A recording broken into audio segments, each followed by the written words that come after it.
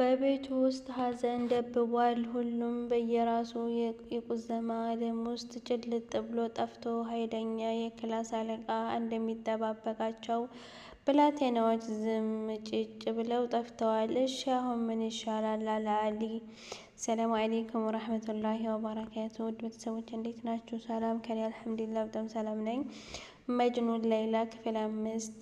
በቤቱ ውስጥ ሐዘን ደብቧል። ሁሉም በራሱ የቁዘማ ዓለም ውስጥ ጭልጥ ብሎ ጠፍቶ ኃይለኛ የክላስ አለቃ እንደሚጠብቃቸው ብላቴናዎች ዝም ጭጭ ብለው ጠፍተዋል። እሺ አሁን ምን ይሻላል? አለ አሊ በቤቱ የነገሰውን ዝምታ ሰብሮ።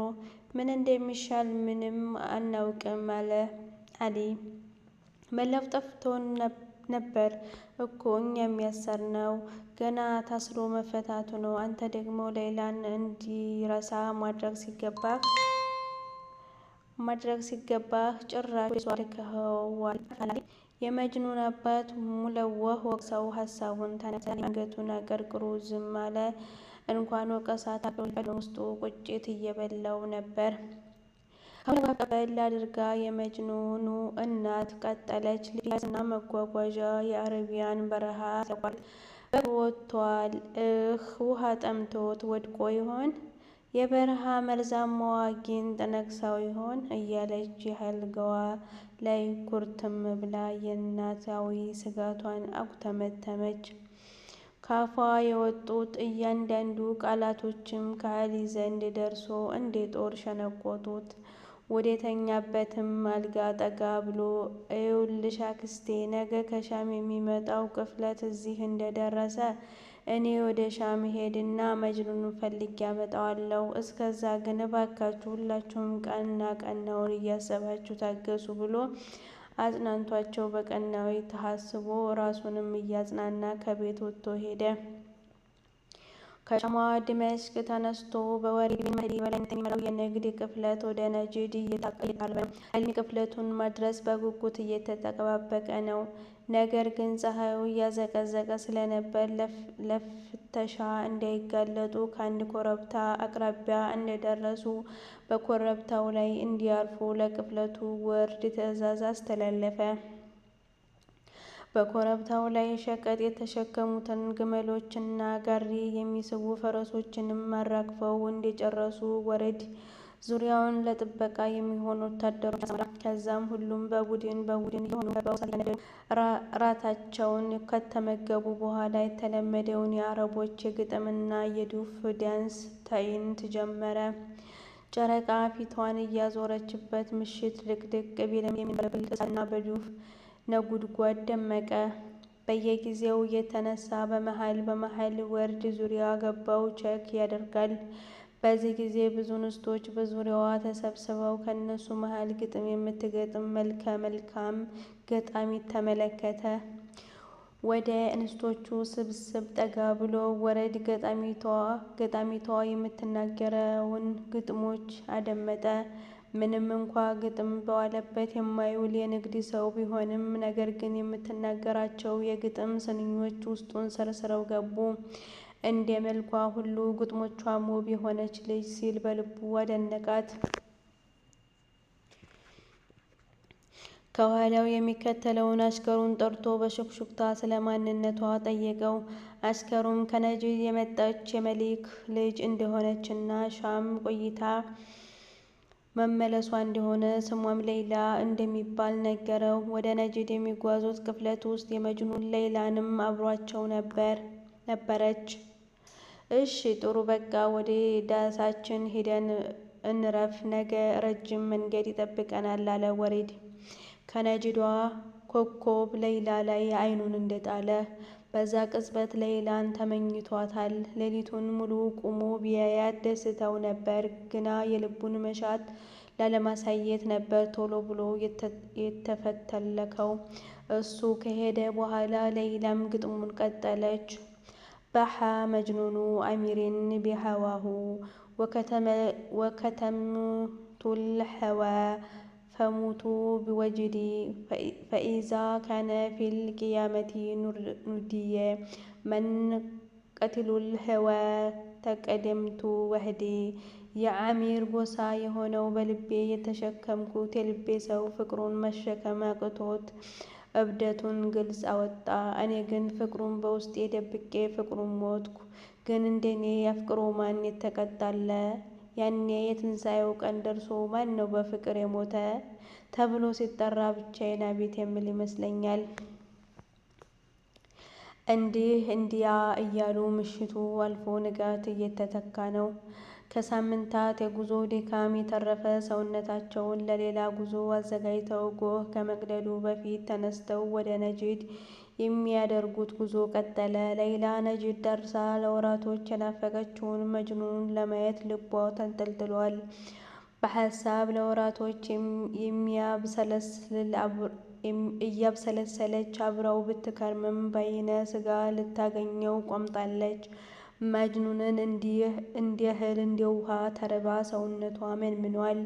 አስጎንብሶ የሚያስከዳው ውበቷ ላይ የናፍቆት እንግልቷና ጉስቁልናዋ ይታያል። በሌላ በኩል ደግሞ እሷ ወደ ነጂድ ስትመለስ ወደ ዲማሽቅ እሷን ፈልጎ መጅኑን በእግሩ እየኳተነ ነው። ከቀናት አልፎ ጉዞ በኋላም የበረሃውን አሸዋማ የንፋስ ማዕበል ቀስፎ በሞትና በሕይወት መካከል ዲማሽቅ ደረሰ። ዲማሽቅ እንደደረሰም ካንዱ በረንዳ ስር ራሱን ስቶ ወደቀ። ሰፊዋ የሶሪያ ዋና ከተማ ዲማሽቅ ከብዙ የሻም ሀገሮች ብዙ አይነት ሰዎች ስለምታስተናግድ ለመጅኑን ልዩ ትኩረት አልሰጠችውም ነበር። መቃብሩን ፈልቅቆ ከነትቢያው የወጣ ሙት የሚመስለው መጅኑን በወደቀበት ግማሽ ቀን እንዳሳለፈ ከመስጂድ የሚመጡ ዕድሜያቸው የገፋ ሽማግሌ አንስተው ወደ ቤታቸው ወሰዱት። ነጂድ የደረሰውን የወሊድ ብን ማህዲን የንግድ ቅፍለት እንደተለመደው የነጂድ ነዋሪዎች በነቂስ ወጥተው ተቀብለውታል። አረቦች ወደ አንድ ከተማ የሚገባን የንግድ ቅፍለት ተሰብስበው የመቀበል ልማድ አላቸው። አንድም የናፈቃቸውን ወዳጅ ዘመድ ለመቀበል፣ ሁለትም አዲስ ነገር ቀድመው ለመሸመት በማለት ነው። ቅፍለቱ የተራገፈበት ገበያ በሰው ተሞልቶ ሰው ከሰው ሲገፋ ከዛ ሁሉ ሰው ሌይላ ልቧን ሰው አታለች። እሷ ዘንድ ቤተሰቦቿ ከመድረሳቸው በፊት መጅኑን ማግኘት ሽታ ዙሪያ ገባውን ብታማትርም ዓይኗ ግን የማትፈልጋቸውን ሰዎች ከማየት ውጪ መጅኑንን አላገኘችውም። በዚህ መሃል ሌይላ መጣሽ እንዴ የሚል አግራሞትና ድንጋጤ ያጀበው ድምፅ ከሀሳቧ መለሳት። የመጅኑን ጓደኛ አሊ ነበር። አዎ ይሄው ደርሻለሁ። ለወራቶች ዲማሽቅ ነበር የቆየሁት አለች ፍለጋዋን ገታ አድርጋ። እኔም እዛ እንደነበርሽ አውቄያለሁ ግን ሌይላ ብሎ ዝም አለ። ግን ምን መጅኑን ደህና አይደለም? እዚህ እሱን ፍለጋ ከቆምኩ ብዙ ቆየው። ምን እንዳች ነገር ገጠመው? ለዛ ነው አይደል ያልመጣው አለች እየተርበተበተች። አይ እንደዛ አይደለም ብሎ ካፏ ሳይጨርስ ሌይላ ካፏ ቀበል አድርጋ አብዷል ተብሎ ቤት ውስጥ እንዳሰሩትም ሰምቼ ነበር። ምንድን ነው የሆነው? በሕይወት አለ? እያለች የአሊን እጅ ጨምድዳ እንባዋን አፈሰሰች። አረ እንደሱ እንኳን አይደለም ሌይላ፣ ግን አሁን እሱ እዚህ የለም። አንቺን ፍለጋ ወደ ዲማሽቅ ሄዷል አለ አሊ ፈራ ተባ እያለ። ዲማሽቅ? እዛ እንዳለው እንዴት አወቀ? ሌይላ በግርምት ጠየቀችው። ዲማሽቅ ለንግድ ወጥቼ አይቼሽ ነበር። እኔ ነኝ እዛ እንዳለሽ የነገርኩት። እዛ እንደነገርኩት ያለ ስንቅ ድንገት ነው የወጣው። ምላሴን በቆረጠው እስክል ነው ያስቆጨኝ። አሁን ደግሞ እዚህ ሳይሽ ይበልጥ ደነገጥኩ ብሎ በጋለው ናፍቆቷ ላይ ውሃ ቸለሰባት።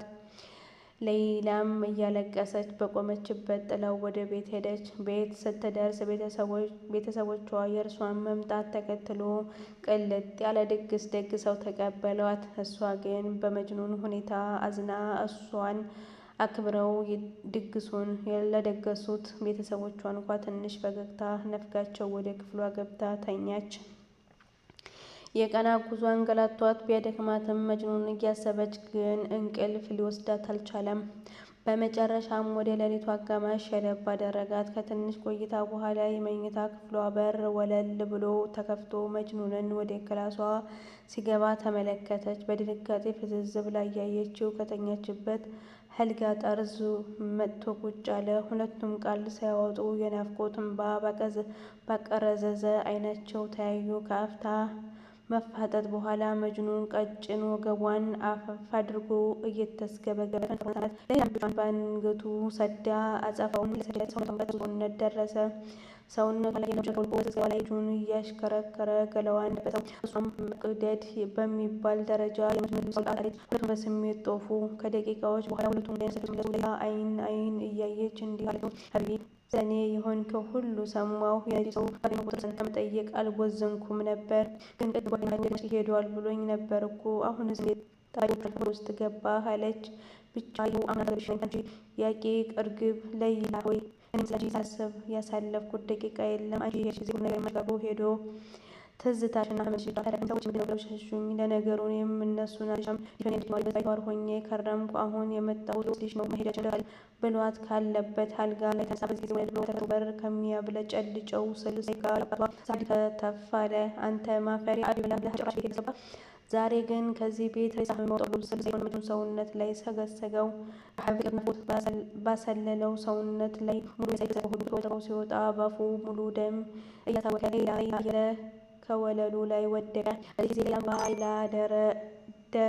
ባይላ ዳንዴ ብርቅ ጮኻ ከእንቅልፏ ነቃች። ክፍል 6 ይቀጥላል።